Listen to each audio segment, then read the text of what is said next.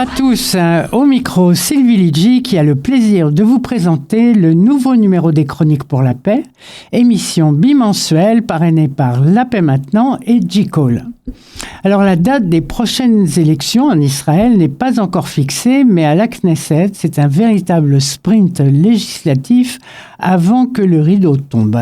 Les députés de la coalition tentent de faire passer un maximum de lois, et non des moindres, avant le 26 juillet, le 27 juillet, disons, et la fin de la législature. Pour en parler avec nous, Yehoshua Amishav. Bonjour Yehoshua. Bonjour Sylvie, et bonjour à tous nos auditeurs. Vous êtes né à Bruxelles et vous vivez en Israël depuis 1975. Vous êtes diplomate. Vous avez effectué des missions pour Israël dans plusieurs capitales européennes, dont Paris, et vous écrivez aujourd'hui sur l'histoire et l'actualité d'Israël. Donc, Yehoshua Amishav, merci beaucoup d'avoir accepté notre invitation. Merci à vous. Donc, je disais que les élections générales auront lieu un mardi d'octobre, mais on ne peut rien affirmer de plus aujourd'hui. La Knesset actuelle sera dissoute au plus tard le 27 juillet. Et aujourd'hui, ces jours-ci, à quelques semaines donc de la fin de la législature, les députés de la coalition concentrent tous leurs efforts sur une série de projets de loi qui répondent aux désirs de la communauté ultra-orthodoxe. Je veux parler du gel, par exemple, des poursuites pénales contre les déserteurs de l'armée, enfin, qui ne veulent pas faire leur service militaire. Je veux parler de l'inscription dans une loi fondamentale, et donc à valeur constitutionnelle, pour dire que l'étude de la Torah est une valeur essentielle du peuple juif et de l'État d'Israël. Je veux parler de la séparation des filles et des garçons sur les bancs de l'université, et j'en passe. Alors, Yehoshua Amishav, pourquoi, à votre avis, se ruer ainsi pour faire passer ce genre de loi, sachant qu'elles vont se faire retoquer par la Cour suprême et que le prochain gouvernement va les abroger? Écoutez, c'est pas du tout couru, parce que d'abord pour la Cour suprême, il faut voir quelles seront les requêtes présentées contre quelle loi. Vous savez, les orthodoxes aussi ont des conseillers juridiques très affûtés, et ils savent trouver les formulations nécessaires pour faire en sorte que la Cour suprême ne puisse pas toujours déclarer la loi votée anticonstitutionnelle. Donc, le personnel, si vous voulez, l'équilibre de la Cour suprême a changé un petit peu aussi ces dernières années. Il y a plus de juges conservateurs qu'avant. Oui. Et donc, je pense que il est loin d'être acquis automatiquement que la Cour suprême retoquera ces lois. Deuxièmement, il n'est pas du tout couru non plus que le prochain gouvernement annulera par la voie parlementaire ces lois, puisque nous ne savons pas quelle sera la coalition. À partir du moment où tous les partis d'opposition actuellement, à l'exception du seul Yair Golan, donc chef du parti des démocrates, et de Gadi Eisenkot, l'ancien chef d'état-major, qui laisse entendre mais il ne le dit pas clairement, tous les autres partis refusent la main tendue par le parti arabe Ra'am, le parti de Mansour Abbas. Oui. Bien que celui-ci ait déjà reconnu à plusieurs reprises publiquement et en arabe le caractère juif de l'État d'Israël, et qu'il se soit prononcé en faveur d'un service national des jeunes arabes, tout ça ne leur suffit pas. Et donc, il faut que les partis d'opposition n'ont pas l'air de comprendre que s'ils refusent la main tendue du parti arabe Ra'am, donc de Mansour Abbas, ils seront obligés mathématiquement, parce que je ne crois pas qu'ils auront 61 sièges sur 120 à eux tout seuls, ils seront obligés de prendre pour allié l'un des partis orthodoxes, c'est-à-dire Shas ou les orthodoxes ashkénazes, ou un des partis du sionisme religieux, Smotrich Ben Gvir.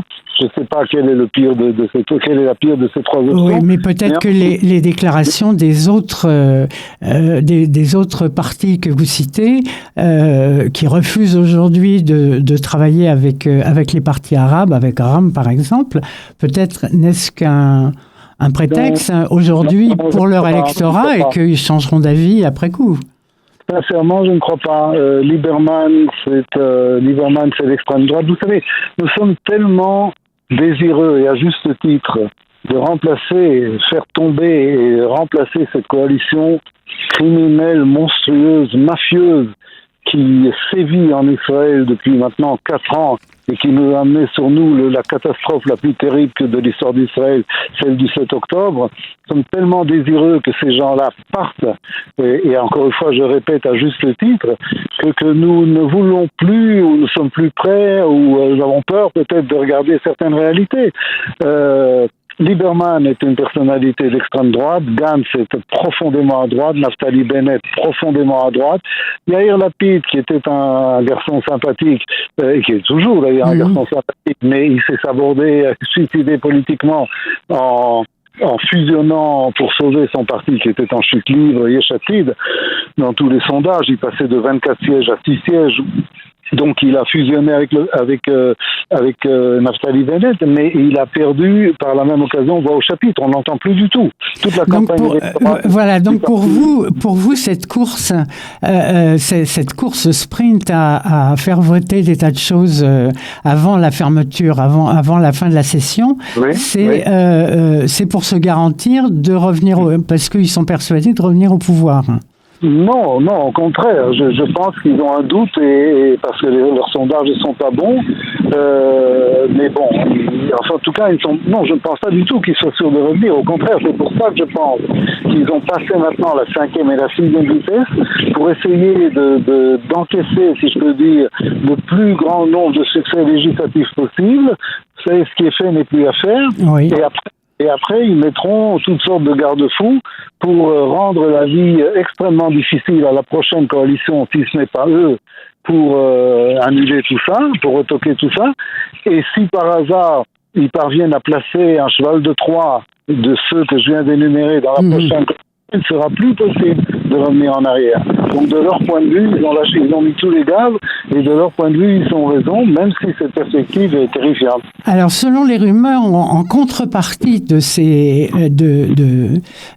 lois qui peuvent être votées, donc les dirigeants des partis ultra-orthodoxes voteraient pour le démantèlement de la fonction du procureur général conseiller juridique, celle qui est occupée actuellement par Madame Gali Beharav Miara, et ils voteraient également pour une autre loi qui, elle, entraverait les enquêtes visant des hauts fonctionnaires. Alors, évidemment, tout le monde a démenti, c'est pas vrai, mais dites-moi, Yehoshua Amishav, est-ce que c'est exagéré de dire que ce type de marchandage politique préserve les intérêts bien compris des deux partis sur le dos des citoyens israéliens? Mais c'est l'évidence. Vous savez, les intérêts sont très clairs. Netanyahou va brûler, il brûle déjà d'ailleurs tout le pays pour rester au pouvoir. Il fera tout et le reste pour rester au pouvoir. Et quant aux orthodoxes, comme vous le savez, ils sont idéologiquement antisionistes. L'État d'Israël nous intéresse absolument en aucune manière, sauf le ministère des Finances, là où on peut pomper l'argent des gens qui travaillent et qui produisent la richesse nationale pour l'envoyer dans les yeshivot et dans cette population orthodoxe qui a décidé à 50% de ne pas travailler. Un homme orthodoxe sur 2 ne travaille pas. Donc, leurs intérêts bien compris, commun, est d'aller ensemble, et les orthodoxes donneront à Netanyahou tout ce qu'il veut au point de vue législatif, puisque de toute façon, je le répète, ça ne les intéresse absolument pas. Et les deux côtés ont un ennemi commun qui s'appelle la démocratie israélienne. Ce n'est pas par hasard que c'est la Cour suprême et la conseillère juridique du gouvernement qui sont au centre d'une campagne de haine forcenée. Vous savez, ça fait très longtemps que certains juges de la Cour suprême et que Madame la conseillère juridique du gouvernement, Beharav Miara, ne se dépasse plus sans une escorte policière, sans une protection. Alors je racontais ça à des amis italiens, ils me disent oui, mais chez nous aussi c'est la même chose, beaucoup de juges sont sous protection policière. Je dis oui, mais chez vous c'est la mafia qui les menace. Chez nous c'est le gouvernement qui chauffe ses partisans à blanc. Et après, évidemment, quand il se passera quelque chose de tragique, comme avec Rabin, on s'étonnera, on versera des larmes de crocodile, on dira c'est pas nous, etc. On ne mesure pas, je crois, en diaspora, on ne mesure pas toujours la profondeur, l'ampleur de l'offensive antidémocratique. Quand on comparait avec Viktor Orban, mais c'est rien du tout. Je pense que Viktor Orban, par rapport à Netanyahou, je suis content que la Hongrie soit débarrassée. Mais par rapport à ce que fait Netanyahou, ce que font Netanyahou et sa clique mafieuse aujourd'hui, donc pour vous, c'est vraiment une mafia. C'est vraiment une mafia que n'était pas Orban. Vous savez, absolument. Vous savez, il y a un loup au Likoud qui est très peu connu encore à l'étranger, vous n'y perdez rien. Ça s'appelle Miki Zohar, il est ministre de la Culture. Et c'est l'étoile montante, une des étoiles montantes du Likoud.